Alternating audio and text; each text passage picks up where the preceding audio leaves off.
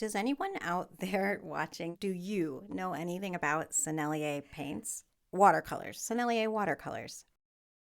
No one seems to talk about them on YouTube ever. And if I know anything as a YouTuber, definitely pick topics that no one's talking about. That's a lie. That's not true. You don't ever want to talk about topics that other people aren't talking about. It's like the fastest key to failure on YouTube. And speaking of keys, that was the key I just showed you. The key for the swatches I'm going to make of these Sennelier watercolors that I've wanted to buy for over a year, but didn't. And I could really punch myself for that. I do that a lot. I want things and I don't buy them. It's almost like I put them on this invisible pedestal, like they're way too good to use, or at least for me to use. Does anyone do that besides me? I don't really hear about this either. Apparently, this entire video is going to be me talking about things that no one hears about, talks about, or cares about. So thumbs up the video if you're here for it. I'm also talking about this HandBook Journal Co. watercolor journal, 100% cotton, 60 acid-free pages. It's made by Speedball. They make ink and dip pens. I'm sure they make plenty of other things, but I don't use any of their products. At least I didn't before yesterday. And just wait until I tell you about this watercolor sketchbook. It's going to be the last half of the video. By the way, none of this is sponsored, and this clip of lemon yellow is almost getting away from us. So let me talk about this quickly. It is a first series Sennelier paint. It is transparent. It's beautiful and couldn't be any clearer and glowier if it tried. These paints are made with honey as the base, so they're very easy to re-wet. They're very creamy. They're so beautiful to work with. None of this is sponsored. No one knows who I am. I have the teeniest channel on the earth. No worries there. So French Vermilion, one of my very favorites by Sennelier. This paint is opaque, though it can be watered down beautifully to a sort of a pinky orange color. Just gorgeous. It uses a single pigment, PR242, one of my favorites out of the palette.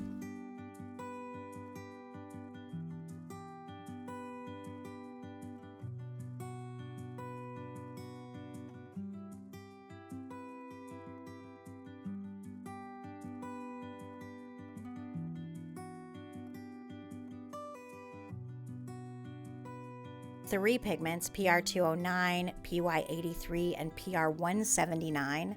It's transparent and it's kind of like a pinky red as light fast paint. It rates good, not very good. I think all of the other paints in the entire palette rate as very good. Now we know alizarin crimson is typically not light fast anyway, so the fact that it rates good is kind of interesting to me.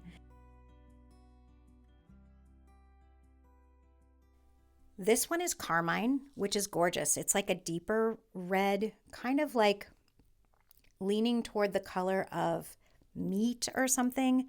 It's more organic looking, but it too waters down to a pinky red. It is transparent and it's a series 3 paint. And apparently the more recent the series, the more expensive the paint.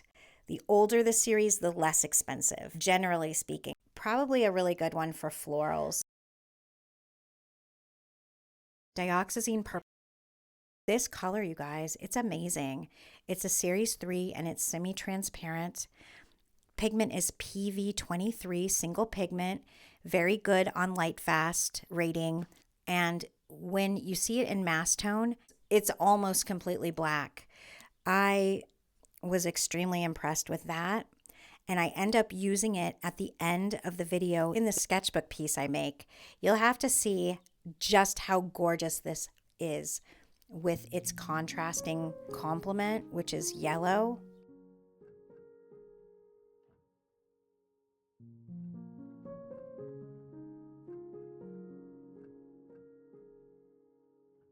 Ultramarine deep. Deep? I don't know. It's transparent. It is a series 1 paint, just using PB29. It's very good light fast rating, and I think it is not as deep as my Daniel Smith Ultramarine Regular. My Da Vinci Ultramarine is, I think, also deeper. It's all about perspective.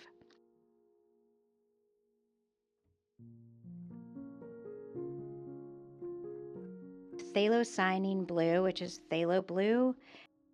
It's a series 1, it's transparent, and because it's a phthalo, we know it's going to be super bright. It appears, at least to me, to be the green shade, although it doesn't identify itself as that. It's a nice one. In fact, I made a color wheel using this French Vermilion and then the upcoming Naples Yellow Deep last night because I was planning my next portrait. I am so excited for this next portrait. You guys will see it next week, and I'm pooping my pants about getting going on it, but I gotta finish this video first, you know? Now we're working on Forest Green, which is a semi-transparent Series 1 3-pigment color, PBK7, PG7, and PY42. Very good light fastness. I use this paint in particular in the sketchbook piece at the end of the video. I am not normally this kind of a cooler green person. I love warm greens, but this one worked beautifully. It looks like it granulates a bit. I had a lot of fun with it, so stick around to see that. Now we have phthalo green, not the phthalo green turquoise that I have in Daniel Smith. This is a phthalo green light, and it's one of the most beautiful colors in this palette. This is a warm green, and it's a 2-pigment color, PG7 and PY153. It is transparent, very good light fast rating, and it's just like a very spring green without being super neon looking and fake. It also waters out to a really nice pale color. We have burnt sienna now, the workhorse of the palette. For most people, not me. I don't really like burnt sienna. Generally, this one's beautiful and creamy and not as artificial looking as I feel like some burnt siennas are. It's a series 1, it's transparent, and it's single pigment PBR7. Very good light fast rating, and yeah, I enjoyed it. It looks like it may granulate a little bit there. As burnt siennas go, though it's not a paint I would normally reach for, if I had another option like mixing my own brown, it's just fine. Payne's Gray. I am a Payne's Gray girl. I know that some people have strong feelings against it, but I like it. This one's PV19, PB15:1, and PBK7. So it's 3 pigments together. It's semi-transparent. It's a first series 1, and it's very good light fast rating. I think it's kind of a nice deep dark, and it doesn't lean blue heavily or purple, which I quite like. Of all of the Payne's Grays I own, maybe 2 or 3, aside from this one, I really like this one. It's quite nice. Next color up, this is probably my second favorite in the palette, Warm Sepia. I haven't owned any sepias, and I've wanted to buy one for a long time, so I was super stoked that this came in this palette. It's a series 1, and it is semi-transparent, PBR7, PBK7, 2 pigments in this guy, and very good light fast rating. It's just the right mix of kind of a natural brown without being too dark. It's not as dark as like a Van Dyke brown, and it's also not super pink like some sepias are. One other thing is that it re-wet beautifully. Every single paint in the whole palette re-wet like a dream. This is Naples Yellow Deep, probably my third favorite in the palette. It's a series 1. It is opaque, so be careful, folks. PBR 24, single pigment, very good light fast rating, and just a really, really nice kind of neutral yellow color.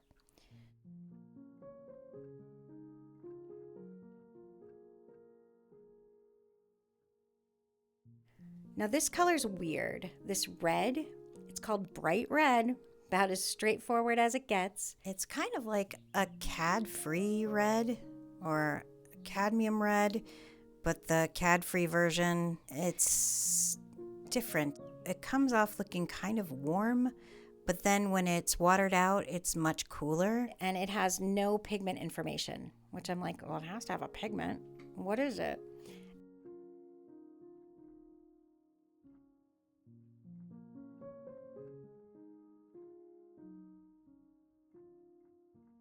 All right, we got our Venetian red next, which is one I typically love, and I have to say I don't love it so much in this palette. It's a series 1, and it's a single pigment color, PR 101, very good light fast rating, and you'll see here that it's a brownier red, as you would expect, but to me, it looks so much like burnt sienna. It's a little bit less orangey. It looks like terracotta to me, but like darker than terracotta, yet I don't know. I've seen nicer Venetian reds, though I haven't had the opportunity to really use it. So that's probably not entirely fair. Maybe I'll use it and love it. This is Cinerous Blue, which is interestingly essentially phthalo blue, the phthalo blue we used earlier, the PB15:3 with PW4, which is white. It's very good light fast rating. It's a series 1 and it is opaque because of the white, of course. To me, in watercolor, I'm not exactly sure why we need in one palette to have the same color and only have white be added. But interestingly, this palette was apparently you pay for 12 of the pans and then 6 are free, so you get what you get, I suppose. And please don't misunderstand my honesty for negativity. I am genuinely in love with this palette. You'll hear more about that later, but I just want to be honest about the colors and what we got here. Okay, on to the next. My next fave, and the only one in the palette that came out a little bit streaky on the swatch card, as you can see, though you can certainly adapt for that and work with it. It's Raw Umber. It's a series 1. It's transparent. It's PBR7 single pigment. Very good light fast rating. And the color, the tone is beautiful to my eye. I love it. I used it in the latter half of the video in my sketchbook layout, and it definitely served its purpose. It's a beautiful color. I plan to use it a lot. I really like the natural colors a lot more than the super bright ones, I find.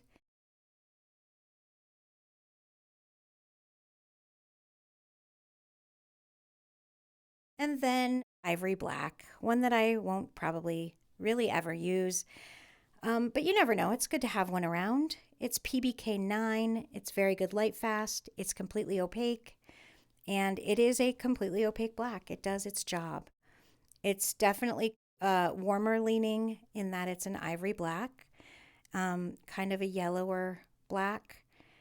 And it's a nice color. If I ever need to use black, it's the one I'll go to. All right, dude, here we go. This is the sketchbook. And you can see here my beautiful new 100% cotton watercolor journal. Oh, I love it so much. It has 60 pages. You can paint on both sides. And it is held together with signatures so that the book lays flat. It has a linen cover, which is so nice, and the little elastic strap that goes around it. Man, this week felt like Christmas getting the paints and the sketchbook. I feel so blessed and grateful to have these lovely art supplies. And I clearly, as you can see, I dove in before I even got my paints and painted some veggies, some low pressure veggies. Now the lemon on the top right, I do finish at the end of this little piece. So stick around. It wasn't finished here, and neither is the coffee cup. I'm going to be painting on the bottom left. I did an eggplant because I really liked the way the shape of it is delineated, and I was able to use some lifting techniques with that. Here I'm choosing my colors for the coffee cup. I intend to make cards like this for all of my palettes eventually, and keep them in a nice little box categorized. And that open section above the brand name is for me to make little notes about the color, tricky things I find as I use it, or really nice things I find as I use it, just so I can remember when I'm choosing colors, like, don't use this for XYZ on a portrait because blah, blah, blah. Does that make sense? Yeah. I was looking through Pinterest to find some references, and I kept seeing these. I keep a file. You guys, I'm going to have to make a video about my Pinterest account. I have it linked in my About section of YouTube. But so if you want to check it out, please do. Please follow me on Pinterest. I'd love it. I'd love it. I only have 37 followers, but I really enjoy Pinterest. Anyway, I've been collecting references for over 4 years now, and I have a hearty set of references, over 5,000 pins. All of my portrait references are categorized by their qualities. You'd kind of have to go look at it to see. I will make a video eventually describing my Pinterest account because I definitely think it can be a benefit to other portrait artists, but also watercolor artists in general. I have tons of pins related to color theory, related to sketchbook ideas, just everything under the sun that I've ever worked on in art. Including my anatomy pins. I have an anatomy board with, I think, over 800 pins on it. So taking apart each part of the body and how to draw it and how to paint it and so on and so forth.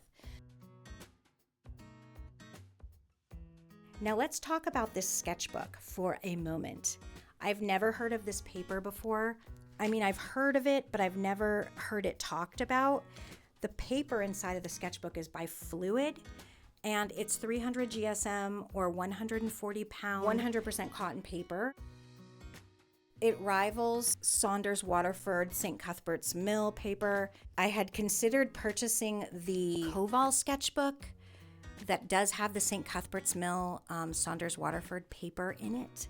That one I think is $70, and I was hesitant to spend that much. This one was, I think, $54, which isn't a lot less, but seemed a bit more budget friendly for such a nice sketchbook. Anyway, when I went to buy the Koval and finally treat myself to it, it was sold out with that particular paper. And this one seemed to rival it in all of the ways in terms of its description. And it also is an 8.5 inch by 10.5 inch sketchbook. So when all the way open, it's 17 by 10, which is an enormous piece of paper, which is amazing. I couldn't ask for more. Especially since, as you can see, I like to sort of cram everything on the same page. I need a lot of room to work. I've only used it for the 4 little paintings here on the one page, but I will say that it erases beautifully. I used my kneaded eraser on it without any problems. It holds tons of water. Even in this little coffee cup, you'll see that I used just a whole lot of water. The page warped a little bit, but any watercolor paper is going to do that. There's really no show through on the other side. I don't think I showed that in this, but you can take my word for it. I also did a little bit of ink writing on the page, and it took ink no problem. There is a bit of texture on the page, but it's an average cold pressed. It's not super bumpy, and I had no problems writing in gel pen on the paper. I know the page looks a bit lopsided in the sense that the layout looks weird, but when you see it at the end finished and the text on it, you'll see that it actually came out, I think, looking pretty good. I had so much fun painting these little doodles. I never paint much of anything outside of portraits, and sometimes for my watercolor bookmarks. If you haven't seen that video, I'll insert the link here. I do paint different things, but in sketchbooks, it's usually florals and portraits because they often go together. So I wanted this sketchbook to have a combination of things, and that's what I started it off with. Something low pressure, low stress, big fun, and at the end, that the lemon, I used that dioxazine purple on it, and it just came out beautifully. Oh, it looks as though we've reached the end of the line. I thank you for being here so much. Please leave a comment, leave a like, do any of those things, and also, I'll see you in the next one. Have a beautiful day. Bye-bye. Big black cloud is coming down. Falling angels all around. A warm breeze from the subway underground. The snow is falling.